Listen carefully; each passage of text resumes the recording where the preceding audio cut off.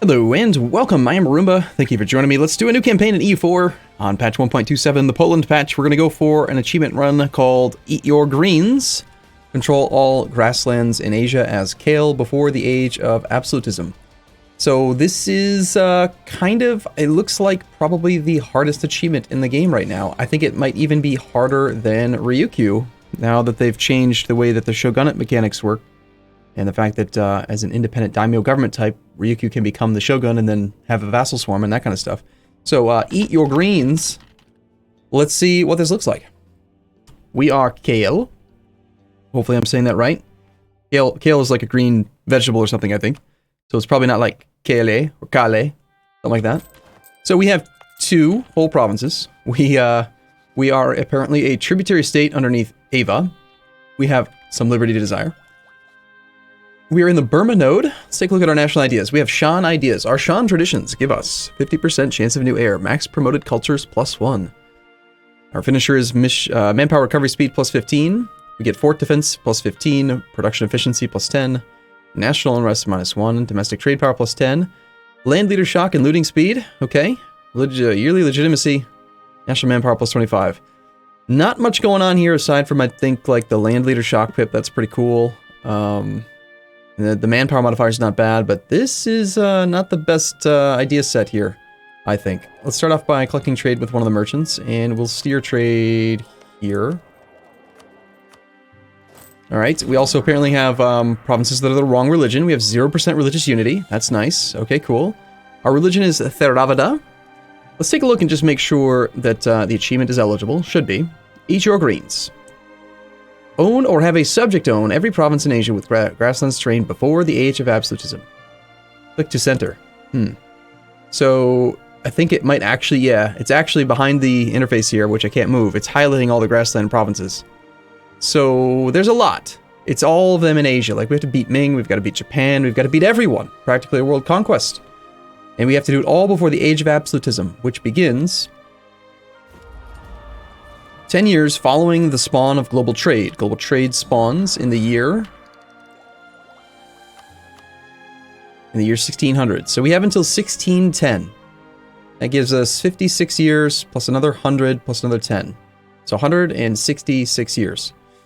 That's a tall order. That's going to be a tough achievement. All right, let's see what we can do. Stop highlighting that stuff now. I don't need it to be highlighted anymore. Why is it still highlighted? There we go. Should I click to a different country?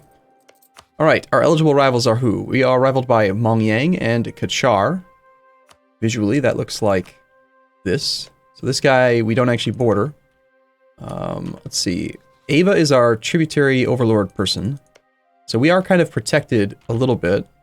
Is Manipur a valid rival? They are. We're definitely going to rival them. We'll probably rival Mongyang. I'll go ahead and rival Kachar, even though we can't actually get to him super easily right now.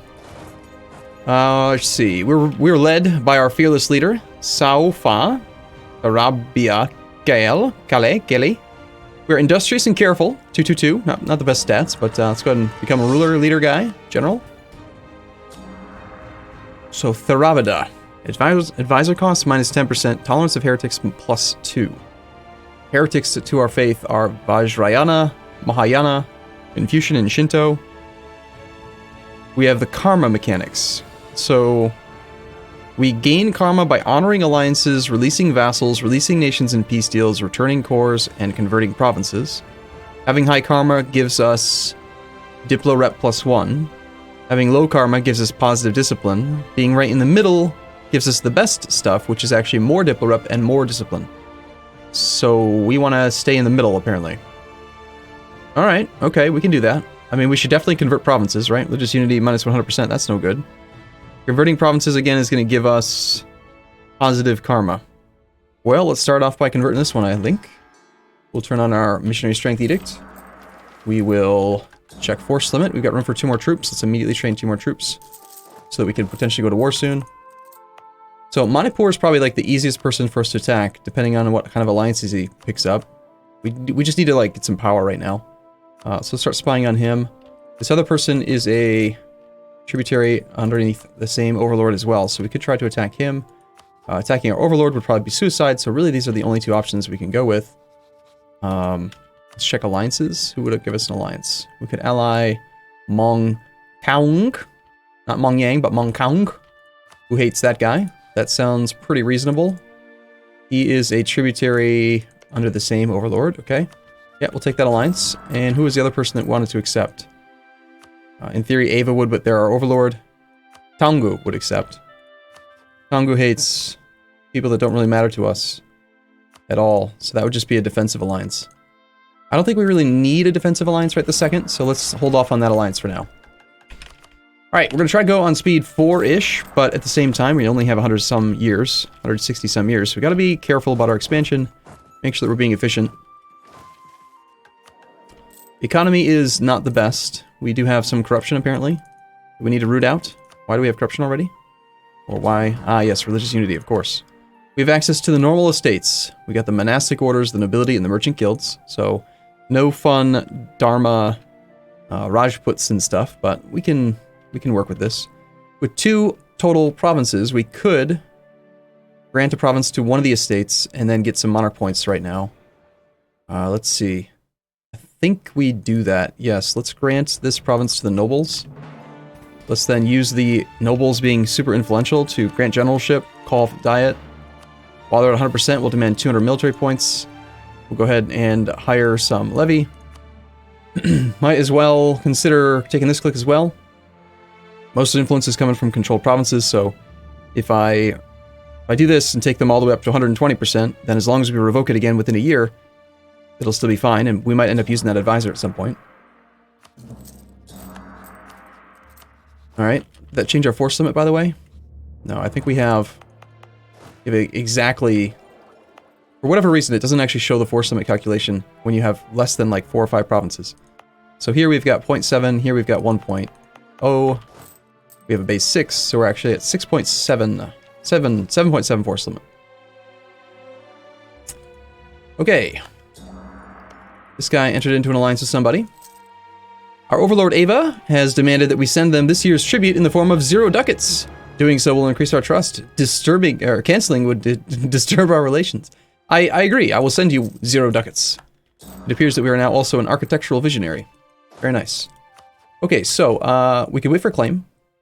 We should probably switch over to spy network construction speed. Don't think we can afford any advisors just yet. I'm tempted to just attack this guy before he can pick up any allies, and we could go for a show strength or something. Declaring a war is an inherently immoral action and will decrease our karma by 10. That's actually kind of okay, because we're going to be converting. On the other hand, I kind of want that province for myself. On the other hand, I really want monarch points. And he's an OPM. This is a tough choice. Yeah, I think that we're better off taking the 100% right now.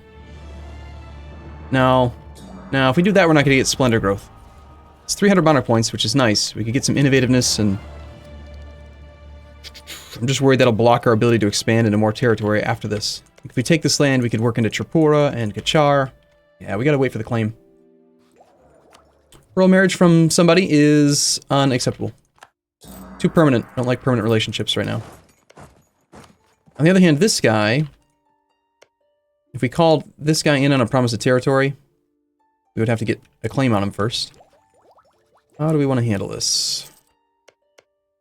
And he wants some land, I want some land. What if we split it and we both took one? How would that sound? That would sound pretty good to me. Nice. The nobles gave us a 4-2-2-1. We actually have a siege pip. That's awesome. Early game. I'm gonna hold off on these clicks for now and wait until November. Let's go ahead and improve relations with our ally just for a little bit. Not gonna do the royal marriage though. We've built to our force limit. That's good. Trustworthy allies means we should probably go ahead and pick up another ally soon. Ava. Senwi also hates that guy. This guy also hates that guy. Senwi. And you are his POW. Yeah, everyone wants to actually ally us.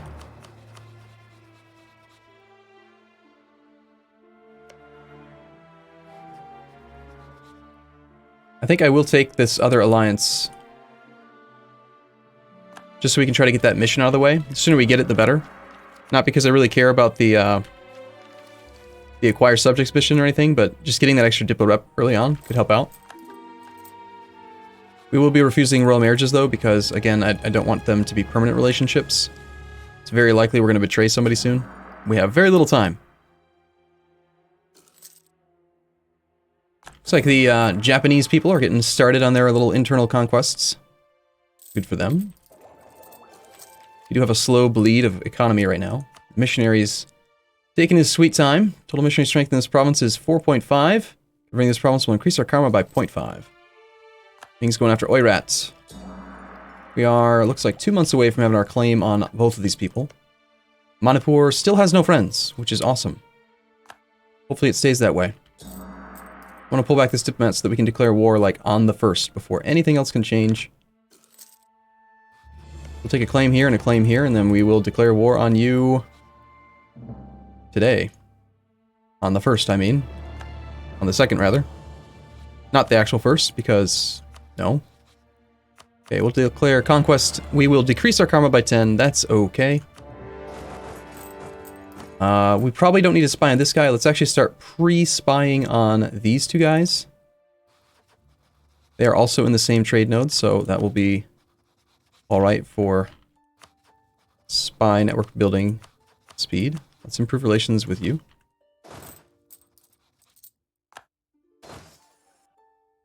Alright, not too bad. We only lost 1,000 men. Got land attrition reduction. Let's go ahead and pull off most of the troops. We'll go down to 4.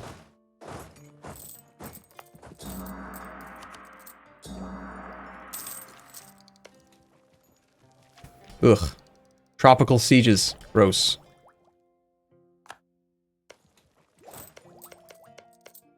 Tripura is allied with Sadia, which is this guy up there. Sadia is a 6th development OPM.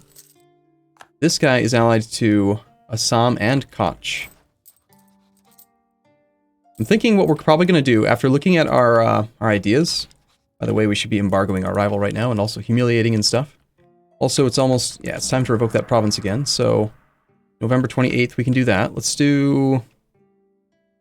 what am I just going to do? I want to insult and stuff. I'm going to issue an embargo here. I want to issue an embargo here.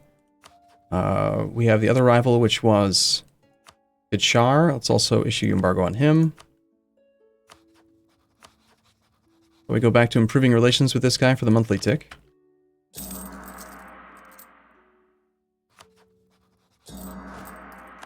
So, after considering the national ideas a little bit, those aren't national ideas.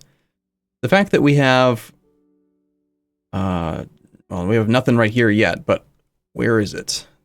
There's something in our idea set. Oh, it was our government type. Our government type, I didn't look at that. We have a mandala system government. The mandala system is used as a way to organize a state as a circle, or mandala, around a central metropolis. In this way, the political and geographic realities can shape the level of direct control from the center, from subject states in the periphery to the more directly controlled sub-cities closer to the center. Income from vassals plus 15, vassal force limit contribution plus 100%, number of states plus 1. Just based on the mandala system alone, I think I'm going to go with my own little vassal swarm type approach for this run. So we're probably going to capture, release Manipur. We'll probably sit on the core for a little while. Just leave it, you know, sitting there with overextended land until we get to like Tech 4. Then we'll release the subject so we have a Tech 4 subject who can help us out in upcoming wars. And we're going to give this guy some money again. That's fine. I also want to insult someone that we don't have a truce with in order to get power projection. We'll do a scornful insult. And we will revoke this province from the nobles. Of course, that's going to make the nobles very mad, but who cares? We got our monarch points. Ultimately, this does have grain. Do we have any estuaries? Nothing. I think I'll give this to the... I can't give it to the merchants at all, so I might as well give it to the monastic orders. Then we'll do seek support amongst the clergy. We will also do... I don't think we can actually afford to run that advisor at all. I do like the idea of making them loyal. They will be loyal long enough, though, to get this conversion, it looks like. Let's do the minister, just in case we do want to hire him later. and we'll demand 150 points. They'll hopefully be loyal long enough to finish this conversion. And since they control that province, the conversion speed will bump up to 6.5 starting next month. Go back to improving relations with Mr. Desenui. So far, our siege has been going kind of slow, 130 days. And we have nearly enough for a claim on these two. Nice, finally. Good, good, good. Progress. We have a wall breach. We can do something with that. Unfortunately, we're not going to get our Humiliate rival off yet for the Splendor growth. But I think we conquest this guy.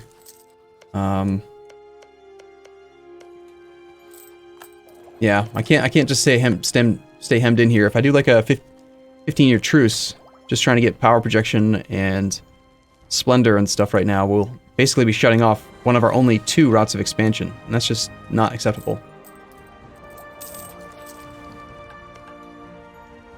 Okay, War has declared war on Idar. 230 some days. Alright, cool. So we're done with the siege. Let's go ahead and sue for peace. We're going to take everything. We're going to take all of his money and call that good. The inflation's kind of unfortunate because it's only 10 ducats, but it is what it is. Okay, this province is very likely to rebel. And since I'm planning on releasing it as a subject, I think I'm just going to raise autonomy to 100%. Since the subject's capital will be here, the autonomy penalty will go away, so it's not a big deal. Let's check rivals. We have no more valid rivals. We're not going to core this. I need more. I get way more by having a 5 development vassal than I do by having the land for myself. Let's get a claim on Kachar, who is still our other rival. He gets defended by people, which is not good. Our karma is at 15, so karma increases from releasing nations and peace deals, and returning cores. Good. Well, I'm planning on doing that anyway, so balance, right? Yay for balance. Alright, so power projection's at 30. We've got our Scornful Insult. We've got a double embargo. We can still do a regular insult on Kachar. For another little tiny bit of power projection. Not enough to actually hit a breakpoint, but... And Tripura, allied to this guy, who is at war with this guy. What's going on with that? You've declared the Mongkaung Conquest of Sadia War. Alright, great. So that means that Sadia is probably going to betray this guy's alliance as soon as he engages that army.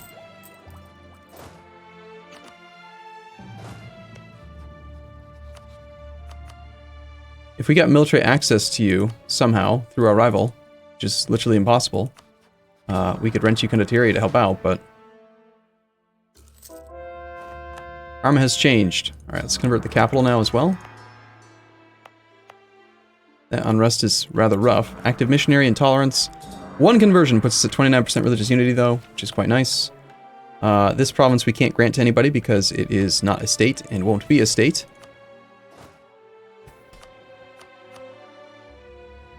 Let's see, the burghers. We're not going to be able to do much with the burghers for quite a while.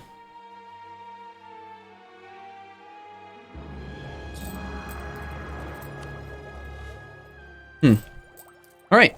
I'm going to take a short break here. I'll be back in the next episode. As always, thank you for watching. Hope you guys are looking forward to a nice conquest-filled, vassal swarm-filled campaign as Kale going for Eat Your Greens. See you guys in the next one. Thanks for watching. See you soon.